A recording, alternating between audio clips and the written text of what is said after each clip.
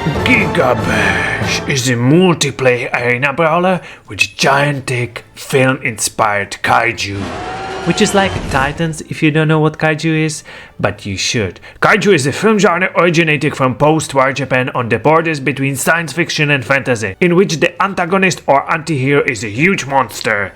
And if you think this is a Japanese game, you're wrong. The developers Passion Republic Gamers is from Malaysia, and that is like 5,000 kilometers or 3,000 miles of a distance from each other.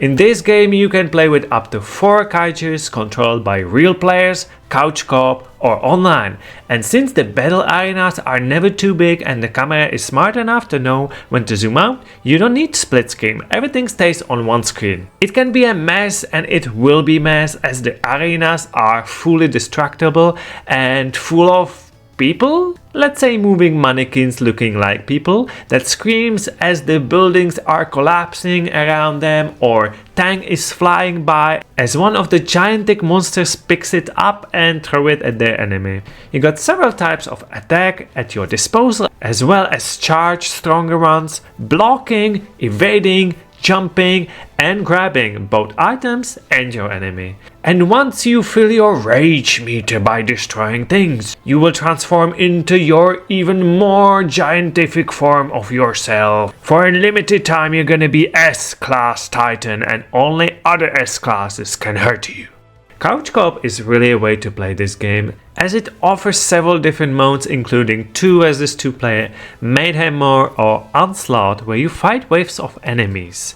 But this game has even a regular story mode with 4 chapters and 4 difficulty settings, where in each you play as a different kaiju and watch both in-game and nice but unvoiced hand-drawn cutscenes with the fragments of story and the reason to fight.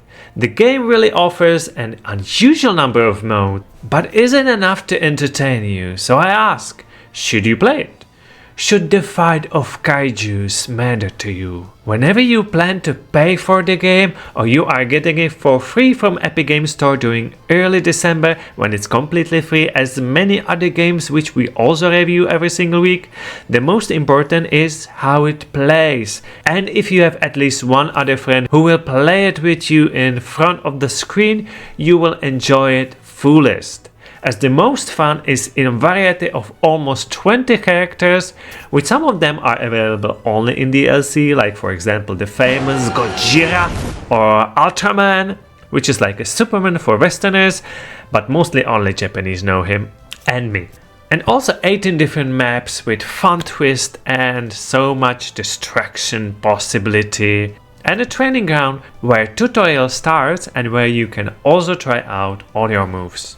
You might end up smashing all the buttons in the game, but there's actually a tactic to it, so the tactics might be the winner unless you get beaten up by all smashing friends, so you won't even know what happened. Which is quite easy to happen through all the explosions, lasers, shields or human tanks firing at you that makes it really hard to find your character on the screen. So I say you should play this game if you have a friend to play it with in front of one screen, but for a solo players I would say fine game for a short time as free run, but once it's not free anymore, think twice about buying, and do not expect to find some stranger playing the game online with or against you, as the online multiplayer is dead and I don't think the free period of this game will make it alive for long. Finally, if you are not still sure if you should buy this game, play the demo on the Steam and find out for yourself.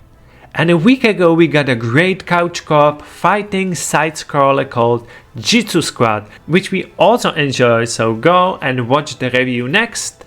This is a really great time to claiming free games on Epic if you have a thirst for fighting multiplayer games, so don't miss it.